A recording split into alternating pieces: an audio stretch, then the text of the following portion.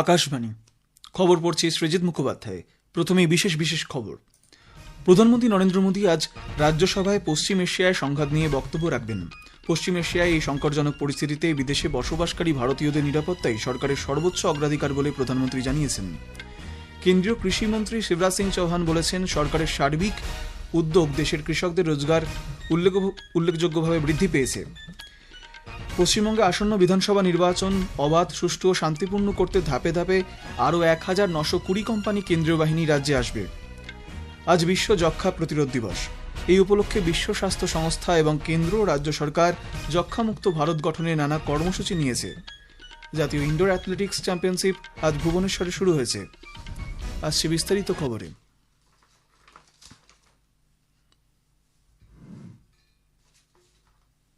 প্রধানমন্ত্রী নরেন্দ্র মোদী বলেছেন, পশ্চিম এশিয়ার সংঘাতের মধ্যেই ভারত সম্পর্কের উন্নয়ন, সিদ্ধান্ত গ্রহণ এবং জরুরি পরিস্থিতি মোকাবিলায় নিজের দক্ষতা প্রমাণ করেছে। নতুন দিল্লিতে গত সন্ধ্যায় এক বেসরকারি সংবাদ মাধ্যম আয়োজিত শিখর সম্মেলনে শ্রী মোদী বলেন, ফেব্রুয়ারির 28 তারিখ থেকে বিশ্বব্যাপী এই অস্থিরতার মধ্যেও ভারত আত্মবিশ্বাসের সঙ্গে উন্নয়নের প্রতি দায়বদ্ধতার মনোভাব নিয়ে এগিয়ে চলেছে। সংঘাতের মতো কঠিন এই পরিস্থিতিতে ভারত কোনোরকম চ্যালেঞ্জ এড়িয়ে না গিয়ে তাকে সামনাসামনি গ্রহণ করেছে। গোটা বিশ্ব ভারতকে এই উদ্যোগকে স্বীকার করেছে বলে তিনি জানান। শ্রী মোদী আরও বলেন, সংকটজনক এই পরিস্থিতিতে বিদেশে বসবাসকারী ভারতীয়কে নিরাপদে রাখাই এখন সরকারের সর্বোচ্চ অগ্রাধিকার। গোটা বিশ্ব সব পক্ষকে অবিলম্বে সংঘাত নিরসনের আহ্বান জানিয়েছে। ভারতও সব পক্ষকে সংযম বজায় রেখে চলার আবেদন জানিয়েছে। প্রধানমন্ত্রী আজ বিকেলে রাজ্যসভায় এ বিষয়ে বক্তব্য রাখবেন। কেন্দ্রীয় কৃষিমন্ত্রী শিবরাজ সিং চৌহান বলেছেন, কেন্দ্রীয় সরকারের সার্বিক উদ্যোগের ফলে দেশের কৃষকদের রোজগার উল্লেখযোগ্যভাবে বৃদ্ধি পেয়েছে। লোকসভায় আজ প্রশ্নোত্তরকালে এক অতিরিক্ত প্রশ্নের উত্তরে শ্রী চৌহান বলেন, কৃষকদের উপার্জন শুধু দ্বিগুণই নয়, কোনো কোনো ক্ষেত্রে তা 3 গুণ এমনকি 8 গুণও বৃদ্ধি পেয়েছে। তিনি বলেন, বর্তমানে কৃষিক্ষেত্রে বাজেট বরাদ্দের পরিমাণ পূর্বের প্রায় 19,306 কোটি টাকা বেড়ে 1,30,000 কোটি টাকার বেশি হয়েছে। অন্য আরেকটি প্রসঙ্গে তিনি বলেন, দেশের শস্যদানার উৎপাদন 2014 সাল থেকে 44% বৃদ্ধি পেয়েছে। कई किसानों की आय दुगनी हुई है और केवल दुगनी नहीं माननीय अध्यक्ष महोदय, कई किसानों की तिगनी भी हुई है, कई की चौगनी भी हुई है। मैं आज बताना चाहता हूं, हमने बजट बढ़ा के 19,306 करोड़ से इनके समय के किया 1,30,000 करोड़ से ज्यादा, और हमने उत्पादन बढ़ाने का काम किया है। 14 के बाद 44% उत्पादन अलग अलग खाद्यान्न का बढ़ा है। মন্ত্রী বলেন, প্রধানমন্ত্রী কিষাণ সম্মান নিধির আওতায় এখন কৃষকদের ব্যাংক অ্যাকাউন্টে বার্ষিক 6,000 টাকা অর্থ সহায়তা সরাসরি পৌঁছে দেওয়া হচ্ছে। দেশের সমবায় ক্ষেত্রকে শক্তিশালী করতে কেন্দ্রীয় সরকার গত 5 বছরে 5 লক্ষ কোটি টাকা বরাদ্দ করেছে। লোকসভায় আজ এক অতিরিক্ত প্রশ্নের উত্তরে কেন্দ্রীয় সমবায় প্রতিমন্ত্রী কৃষাণ পাল গুর্জার একথা জানিয়ে বলেন, এর আগে 1963 থেকে 2014 সাল পর্যন্ত সমবায় ক্ষেত্রের উন্নয়নে জাতীয় সমবায় উন্নয়ন নিগম মাত্র 50,000 কোটি টাকা বরাদ্দ করেছিল। শ্রী পাল বলেন, মোদী সরকারের আমলে দেশের কৃষকদের স্বার্থই প্রধান অগ্রাধিকার। কয়লা ও খনি মন্ত্রী জি কিষাণ রেড্ডি ক্রিটিক্যাল ও স্ট্র্যাটেজিক মিনারেল ব্লকের 7ম দফা নিলামের সূচনা করেছেন।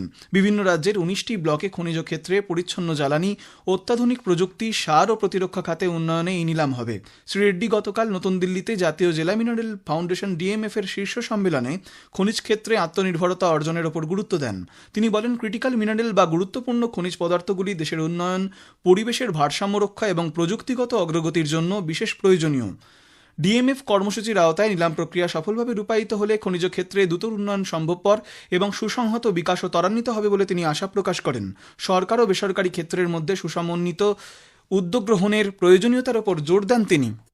प्रधानमंत्री नरेंद्र मोदी जी के नेतृत्व में जो रिफॉर्म्स इस 11 साल में लाए हैं, इसमें ट्रांसपेरेंसी, एफिशिएंसी और मॉडर्न टेक्नोलॉजी, आज क्रिटिकल मिनरल्स की ग्लोबल टेक्नोलॉजिकल और एनर्जी ट्रांजिशन के लिए electric mobility, renewable energy, advanced technology और डिफेंस टेक्नोलॉजी जैसी सभी क्षेत्र में क्रिटिकल मिनरल का बहुत बड़ा रोल है। লোকসভায় আজ অর্থ বিল 2026 নিয়ে আলোচনা শুরু হবে। গতকাল বিলটি পেশ করেন অর্থমন্ত্রী নির্মলা সীতারামন। এছাড়াও ট্রান্সজেন্ডার পার্সন সংশোধনী বিল আজ লোকসভায় পেশ করবেন কেন্দ্রীয় সামাজিক ন্যায় ও ক্ষমতায়ন মন্ত্রী ডক্টর বীরেন্দ্র কুমার। রাজ্যসভায় আজ 2026-এর ব্যয় বরাদ্দ বিল নিয়ে আলোচনা হবে। গত সপ্তাহে লোকসভায় বিলটি পাশ হয়। রেলমন্ত্রী অশ্বিনী বৈষ্ণব আজ ভারতীয় রেলের 5টি সংস্কার কর্মসূচি ঘোষণা করেছেন। নতুন দিল্লিতে 52 সপ্তাহ ধরে 52টি সংস্কারমূলক কর্মসূচি গ্রহণ করা হবে বলে জানান তিনি। সাংবাদিক বৈঠকে শ্রী বৈষ্ণব বলেন, ট্রেনের ticket collection, cancellation, refund, boarding পরিবর্তন সহ বেশ কিছু ক্ষেত্রে সংস্কার করেছে রেল।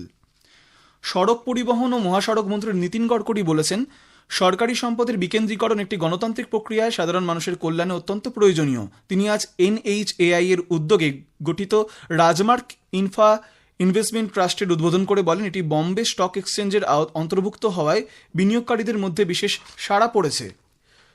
প্রধানমন্ত্রী নরেন্দ্র মোদী আগামী 29শে মার্চ রবিবার আকাশবাণীতে মন কি বাত অনুষ্ঠানে দেশ বিদেশের মানুষের সঙ্গে তাঁর চিন্তাভাবনা ভাগ করে নেবেন। এটি হবে মাসিক এই বেতার অনুষ্ঠানের 132তম পর্ব। আকাশবাণী ও দূরদর্শনের সবকটি চ্যানেলে সকাল 11টা থেকে এই অনুষ্ঠান শোনা যাবে। খবর শুনছেন আকাশবাণী থেকে। আমাদের সংবাদ শোনা যাবে ইউটিউব চ্যানেল আকাশবাণী সংবাদ বাংলা, ফেসবুক ও ইনস্টাগ্রাম আকাশবাণী সংবাদ কলকাতা এবং এক্স হ্যান্ডেল AIR নিউজ কলকাতাতে। রাজ্যে আসন্ন বিধানসভা নির্বাচন অবাধ, সুষ্ঠু ও শান্তিপূর্ণ করতে ধাপে ধাপে আরও 1920 কোম্পানি কেন্দ্রীয় বাহিনী এ রাজ্যে আসবে।